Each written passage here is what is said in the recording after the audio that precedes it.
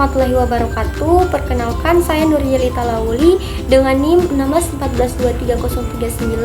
Saya dari jurusan Pendidikan Guru Pendidikan Anak Usia Dini, Fakultas Ilmu Pendidikan, Universitas Negeri Gorontalo. Di sini saya akan menjelaskan perbedaan ideologi dunia dan Pancasila sebagai ideologi terbuka.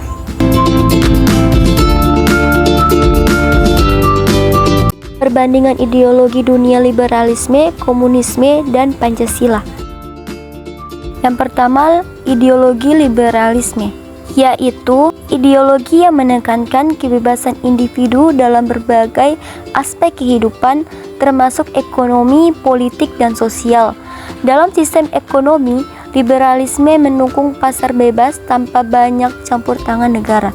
Negara hanya berfungsi sebagai pengawas agar tidak terjadi penyalahgunaan kekuasaan. Dalam sistem politik, liberalisme menganut demokrasi dengan kebebasan berpendapat yang sangat luas. Kedua, ideologi komunisme, yaitu kebalikan dari liberalisme. Ideologi ini menekankan kesetaraan sosial dengan cara menghilangkan kepemilikan pribadi atas alat produksi. Negara mengontrol semua aspek kehidupan masyarakat, termasuk ekonomi dan politik. Dalam sistem ini, pemerintah bertanggung jawab atas distribusi kekayaan agar semua orang mendapatkan bagian yang sama. Selanjutnya, ideologi Pancasila. Ideologi Pancasila sebagai ideologi bangsa Indonesia mengambil nilai-nilai terbaik dari berbagai ideologi tanpa menjadi ekstrim. Pancasila mengakui kebebasan individu seperti dalam liberalisme, tetapi tetap menekankan pentingnya gotong royong dan keadilan sosial seperti dalam komunisme. Dalam bidang ekonomi, Pancasila mengadopsi sistem ekonomi yang menggabungkan peran negara dan sektor swasta dengan prinsip kekeluargaan. Selanjutnya, kelebihan dan kekurangan masing-masing ideologi dalam kehidupan bernegara. Yang pertama, kelebihan dan kekurangan ideologi liberalisme. Kelebihan liberalisme memberikan kebebasan individu yang luas, baik dalam ekonomi maupun politik.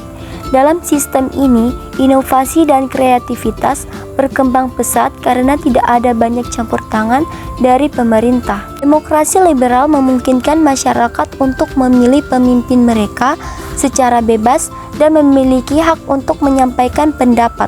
Selain itu, ekonomi pasar bebas dalam liberalisme dapat meningkatkan pertumbuhan ekonomi dan kesejahteraan bagi mereka yang memiliki daya saing tinggi. Kekurangan liberalisme, yaitu kebebasan yang terlalu luas dapat menimbulkan kesenjangan sosial yang tajam. Mereka yang kaya akan semakin kaya, sementara yang kurang beruntung sulit bersaing. Selain itu, individualisme ekstrim dalam liberalisme bisa mengurangi rasa solidaritas sosial. Dalam beberapa kasus, pemerintah yang terlalu minim dalam mengatur kehidupan ekonomi dan sosial bisa menyebabkan eksploitasi tenaga kerja dan sumber daya alam. Yang kedua, kekurangan dan kelebihan ideologi komunisme. Kelebihannya, komunisme berusaha menciptakan kesetaraan sosial dengan menghapus kepemilikan pribadi atas alat produksi. Negara berperan besar dalam mendistribusikan kekayaan sehingga tidak ada kesenjangan antara si kaya dan si miskin. Keamanan ekonomi lebih terjamin karena negara bertanggung jawab atas kesejahteraan rakyat. Selain itu, sistem ini menekankan kebersamaan dan solidaritas sosial sehingga tidak ada persaingan yang ekstrim dalam kehidupan ekonomi. Kekurangannya, negara yang terlalu dominan dalam mengatur kehidupan rakyat bisa menyebabkan kekurangan kebebasan individu. Pemerintah seringkali bersifat otoriter dan membatasi kebebasan berpendapat. Selain itu, kekurangannya, kompetisi dalam sistem ekonomi bisa menghambat inovasi dan kemajuan industri karena masyarakat tidak memiliki insentif untuk bekerja lebih keras menciptakan hal baru. Selanjutnya, kelebihan dan kekurangan dari ideologi Pancasila. Kelebihannya, Pancasila menggabungkan unsur-unsur terbaik dari berbagai ideologi tanpa menjadi ekstrim. Sistem ekonomi Pancasila memberikan keseimbangan antara kebebasan individu dan peran negara dalam menjamin kesejahteraan rakyat. Dalam politik, demokrasi Pancasila memastikan bahwa keputusan dibuat berdasarkan musyawarah dan mufakat, bukan hanya suara mayoritas.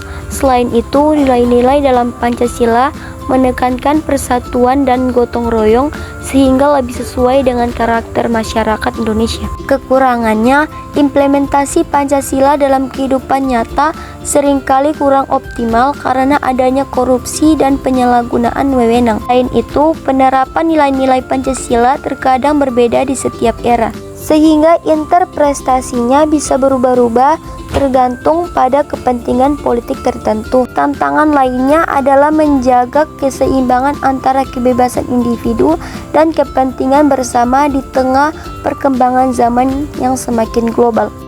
Selanjutnya, Pancasila sebagai ideologi terbuka yang menyesuaikan dengan perkembangan zaman. Pancasila disebut sebagai ideologi terbuka karena memiliki fleksibilitas dalam menyesuaikan diri dengan perubahan zaman tanpa kehilangan nilai dasarnya.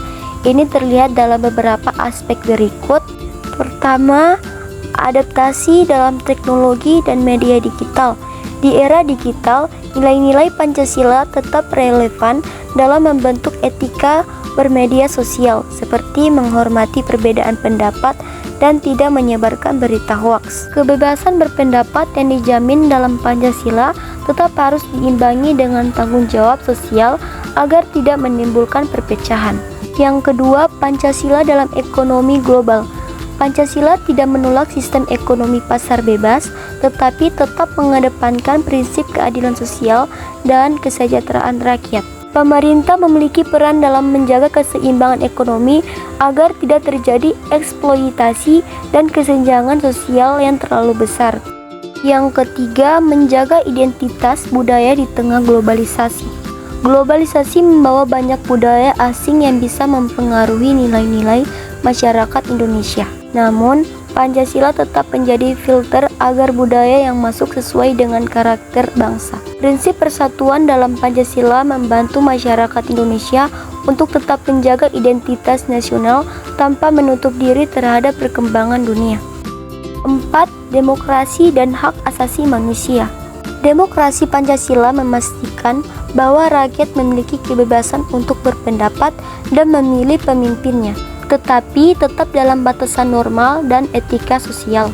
Hak asasi manusia diakui dalam Pancasila, tetapi tetap seimbang dengan kewajiban terhadap masyarakat dan negara.